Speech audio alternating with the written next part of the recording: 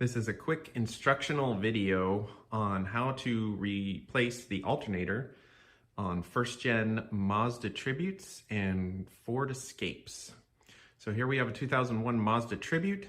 The alternator, battery, and battery clamp, negative battery clamp, went bad all at the same time, which was unfortunate. But so right now, as this video is taping, we are in the last stages of this repair. The new alternator is already in. This is going to be just a DIY quick overview of how to do this. There are other videos on YouTube that show in depth how to do this step by step, showing everything. So there are two types of videos out there. So I thought I would just put this video out quickly as a DIYer who's done this and watched both types of videos, from the professional side who says you have to take out the alternator from one way, and other DIYers who have found out there's an easier way. And then all of them kind of give you the impression that this is just the most horrible, horrific job that can ever be done. And I get that from a perspective of the alternator is not in a typical place that we usually find alternators, towards the top of the engine, easier to get at. This alternator, as you know, if you're watching this, the alternator is in the back, on the bottom end of the back of the engine. So having said that, this is just quick, and I'm here to tell you and encourage you as a DIYer watching this video, this is not a horrific job. I was scared off by those words, and that's why I'm putting out this video to add to all the other videos that it is not horrific. It is rather easy to do. It just takes some time to get to the alternator and get some pieces removed so you can pull the alternator up through the top of the engine. It can easily be done. So without saying any more, let's just get to it. So we're going to show you, obviously, got to remove the front passenger tire to get to the inner wheel well. So we'll show you that. It's very easy. All you have to do is take off this splash guard, and there's only 5 bolts and a plastic clip.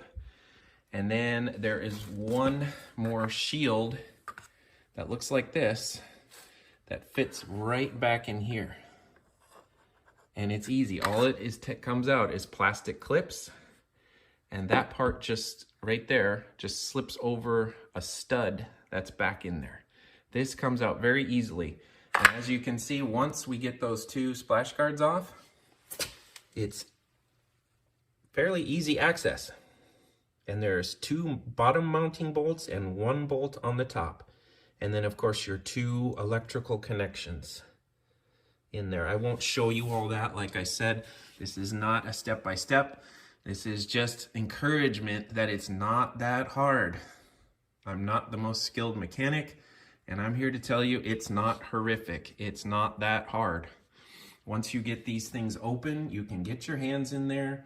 You can get basic wrenches in there, and the top bolt you can actually get at by coming back through here and sticking extensions back up through this way, and it'll go straight up through the suspension, or the framework, excuse me, and you'll see what I mean. I know I'm not showing it very well, but you can stick a socket and extensions back up through that direction to get at that top bolt.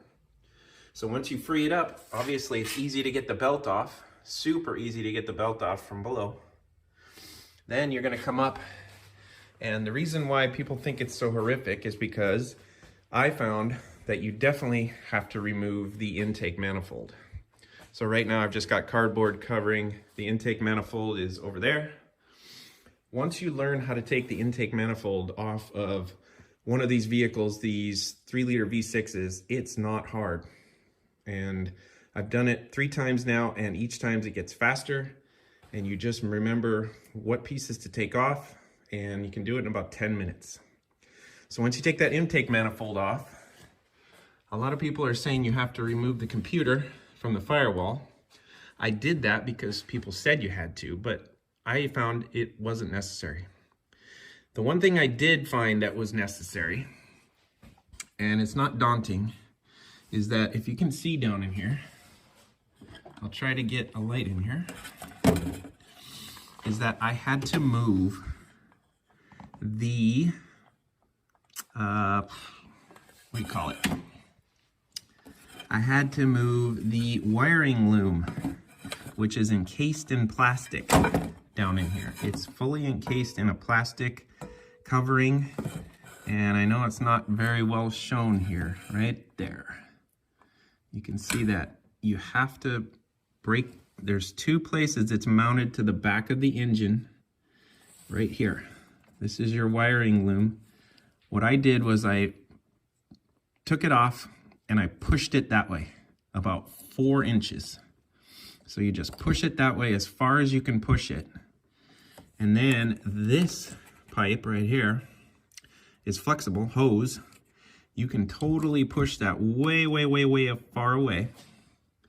And then if you look down in there, there is plenty of room down in that gap to pull that alternator out. You free it from the bottom, remove all your connections, just have it sitting in there loosely. Reach down, grab the top part of the alternator, the top mounting portion. Make sure that the pulley is facing the firewall. And I'm telling you, it comes up very easily. I was surprised at how easy this alternator pulled right up through this hole.